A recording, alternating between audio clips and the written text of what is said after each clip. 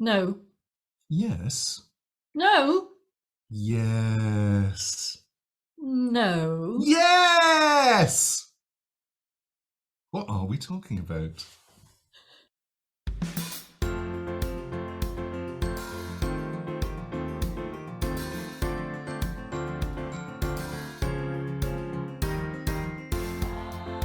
This is A Voice, a podcast with Dr. Gillyanne and Jeremy Fisher. This is a voice.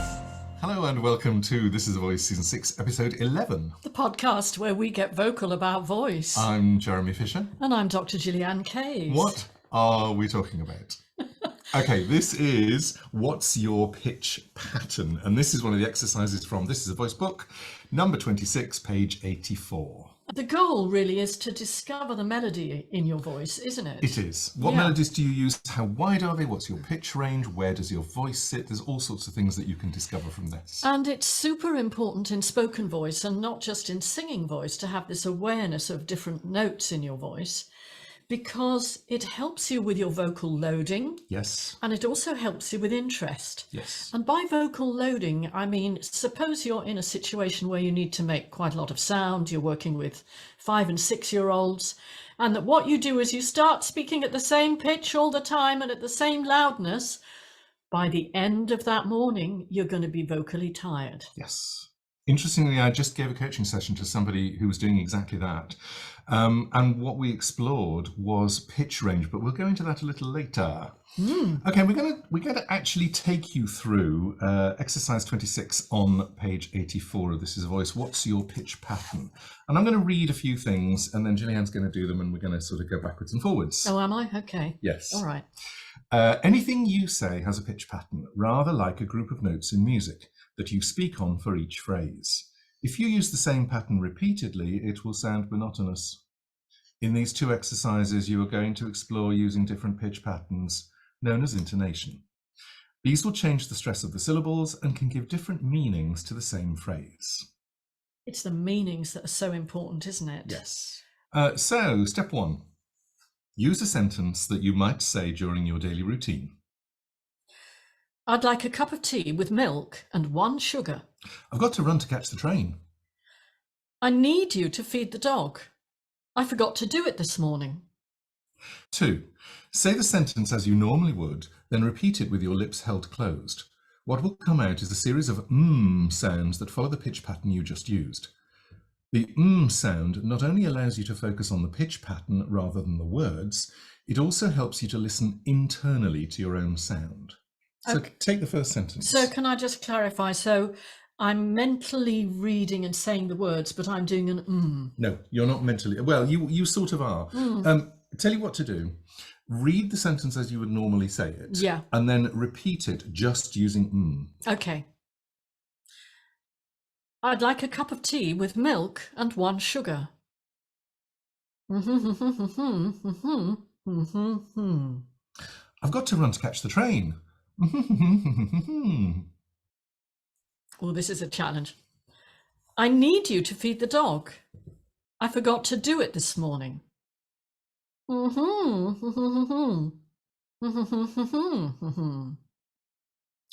3. Repeat the lips closed version and then exaggerate it by making the high notes higher and the low notes lower. Do you want me to go straight into the closed lip version? Yeah. Or, yeah. Yeah.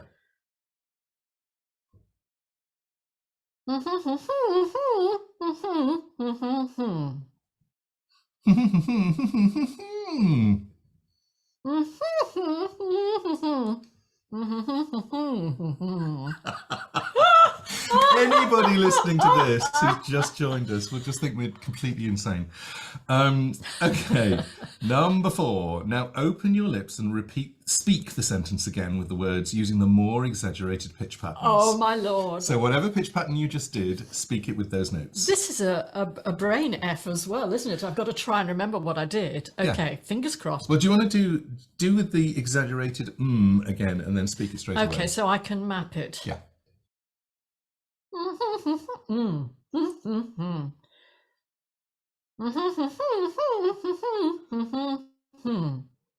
I'd like a cup of tea with milk and 1 sugar. Bless you. Right. I've got to run to catch the train.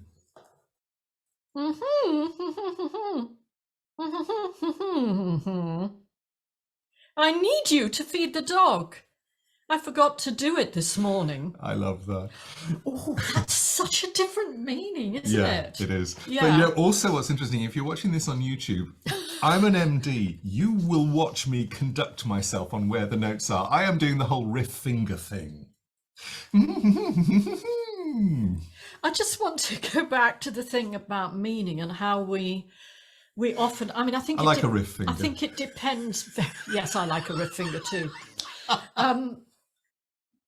I think it depends very much on what kind of, language culture you come from. Yes. But certainly in, general British, with me doing, I need you to feed the dog. It's like really quite histrionic. It's like maybe it's the 3rd time I've said it this morning. Yes. And then I'm not listening, clearly. I felt that there was a bit of guilt. I forgot to do it this morning. It just makes me think about how we assign meaning to pitch. Well, I think it's really interesting. If we just take the second sentence, and I'm going to just basically use the same pitch shape, the same pitch pattern, but exaggerate it. So if I say it 3 times, I've got to run to catch the train. I've got to run to catch the train. I've got to run to catch the train. I get more and more anxious or more and more irritated. And I'm actually using pretty much the same pattern. I'm just exaggerating the shape of it.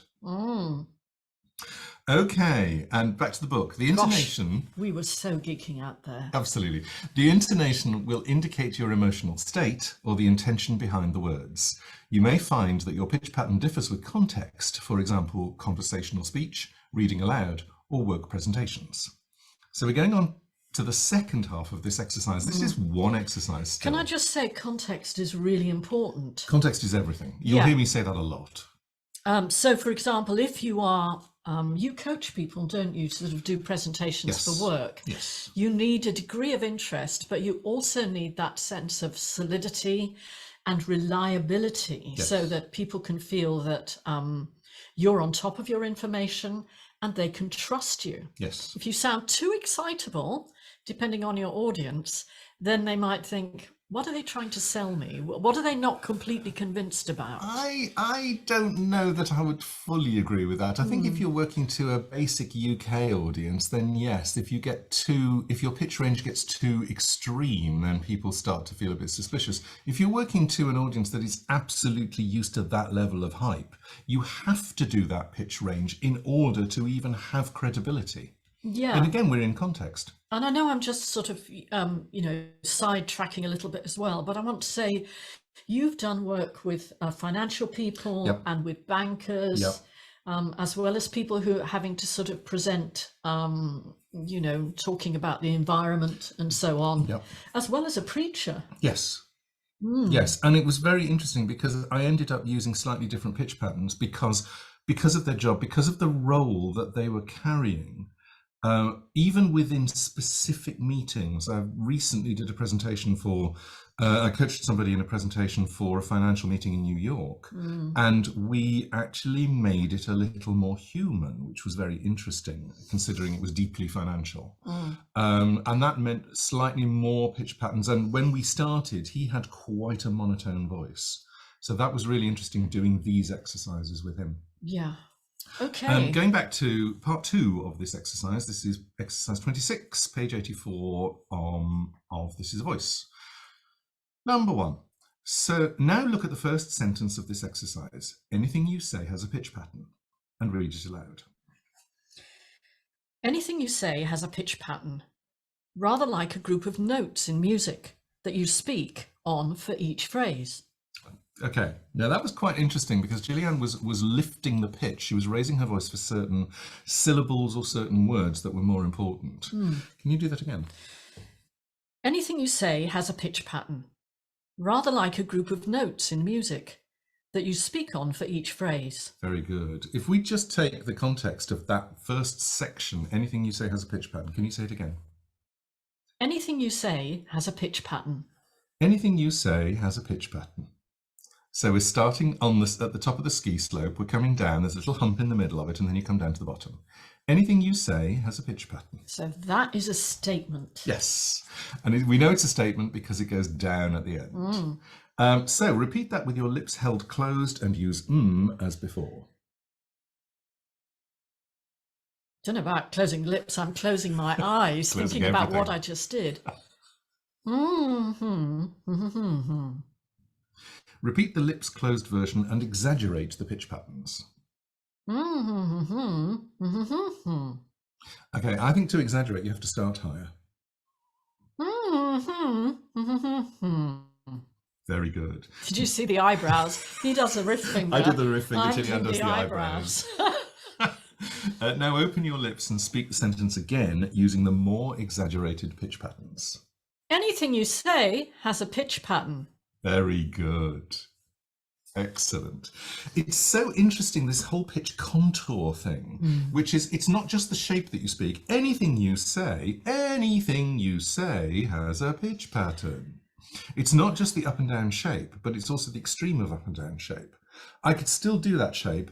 Anything you say has a pitch pattern. And my pitching is now much smaller. The pitch range is much smaller, so my notes are closer together. I'm hoping you're getting this because it's a really interesting topic. Can I have another little mini geek about the intention, which is, you know, something we've spoken about in this exercise in the book. Yes. One of the reasons, if you're watching on YouTube, one of the reasons why I closed my eyes was because I had to go back into what was my intention. Yes. And so this is about communication. What is it that you want to say? Yes. And what is it that you want people to take away from what it is that you have to say? It is about communication, yes. And that's not just about acting, it's everyday life, isn't it? Yeah. Interestingly, one of our accredited trainers is teaching voice trainers, spoken voice and fitness trainers. And it was very interesting because she came up with a problem where she said one of her people didn't really get the whole pitching thing. Can we just say a shout out to My Vocal Fitness? Yes. And the work that she's doing, and how she, having trained as a musical theatre performer, identified the need for melody in fitness trainers. It's, I mean, actually, the first time she talked to us about it, I thought this is so good and so obvious and yet so revolutionary. So she does some great work teaching people about pitch patterns and pitch ranges. And it was very interesting because some people just don't get the context of pitch in speaking voice. Because it's so instinctive that they're not aware of it. So I want to go now to, we're going to come away from this exercise because we're actually going to split this exercise into 2 episodes. It's so detailed. We're going to come away from that part of the exercise now, and we're going to go to the app, which is the 1 Minute Voice Warmup app. And can we give a big shout out to our partners on the app? Speech Tools. Speech Tools. Do check them out. Gary and Sam. Hi, Gary and Sam. In the 1 Minute Voice Warmup app, these are 1-minute exercises that you can do. And we have an explanation like a tutorial, which is maybe 3 minutes per exercise. And then the exercise itself is 1 minute. And we have a whole set of exercises under a thing called Interesting Voice. I'm holding that up to the screen at the moment. That's on my phone. Interesting Voice as speaking pace, changing pitch and volume control. And we're going to go to the changing pitch exercise, the exercise in the app. And we use, I'll have a tea, please, not a coffee. So here is the exercise, and I'm going to take Gillyanne through it. It's a little slide up on an and then you say the sentence. I'll have a tea, please. I'll have a tea, please. Very nice. So you say the sentence starting on the note you end on. Now do a slightly bigger slide. I'd like a tea, please. Thank you. And then go higher. I'd like a tea, please. Thank you. And of course, you've got the wording right according to the app, which is I'd like a tea, please. Thank you. I'm so polite. Very good. So can you do the larger one again? I'd like a tea, please. Very good. The reason that we do this, and it sort of sounds a bit ridiculous when you first do it, but this is to help you find a speaking voice in a higher range. And not a coffee slides downwards. So you can do small one, Not a coffee. Not a coffee. Slightly bigger, please. Not a coffee. And a very big one, please. Oh, this could be challenging. Not a coffee. Okay. Now put them together. I should have done voiceovers, you know. Go put them together. Slide up for the tea, slide down for the coffee. The big one in each case. The big one in each case. Oh, have yeah. pity on me. Yeah. I'd like a tea, please. Not a coffee. Very good. I think that last one is a little extreme. Scary fine. voice. So now take the ums out and just do the words. I'd like a tea, please. Not a coffee. Okay, so that's the extreme version. That's at least an octave and a half. That's the manic version. Can we do bring it to the medium version so that you are higher and lower? I'd like a tea, please. Not a coffee. Okay, to me, that's the smaller version. Oh, think you no, can- no, I that's think you can medium. go- Okay, do the small version. I'd like a tea, please. Not a coffee. Okay, I see where you're going. Good. Good. So let me do it as well. Don't make me do it again. No, it's fine. So if I do the same thing, I'd like a tea, please. I'd like a tea, please. Not a coffee. I'd like a tea, please. Not a coffee. I'd like a tea, please. Not a coffee. I'd like a tea, please. Not a coffee. It's quite sexy, actually. I must remember that. I do love a bass. So we're going to go now to the Learning Lounge where we're on webinar 11, which is called Pitch, Pace and Power. And this is for your speaking voice to bring more interest in what you're doing. And we're going to go to an exercise in there called Pitch and Meaning. And here it goes. Say yes using these three meanings. I won, sort of, definitely. So let's do yes, I won. Yes! Yes, sort of. Yes. Yes, definitely. Yes. So not only do you get three different pitches, but you also get three different pitch patterns. One of them is very, very definite. The definite one is just a single note and quite short and quite strong. The sort of is a little pitch contour, and that's sort of in the middle of your voice. And the I1 is starting high and then coming down. So really interesting, this is the same word. So if we then go to no, the three meanings are no, you cannot be serious, which is no. Oh my God, my hamster just died. No! And stop that right now. No. And you can see how nicely we've ended where we started, and now I hope you get it. So I hope you have a lovely time. Jeremy, before we finish, I'd Yes. like to give a shout out as well to our associate trainer, Yes. Anne Leatherland of yes. Vocal Intuition, who also does a lot of work on spoken voice, confidence in communication, in particular, gaining that confidence and feeling authentic in your workplace. Do check her out because she does some lovely work sort of building on this. So we'll give you all the links in the show notes. So we will actually do part 2 next time. There is more to this exercise. There's quite a lot more. So we'll see you next time. Bye. Bye. Bye. Bye. Bye-bye now. Bye. Bye.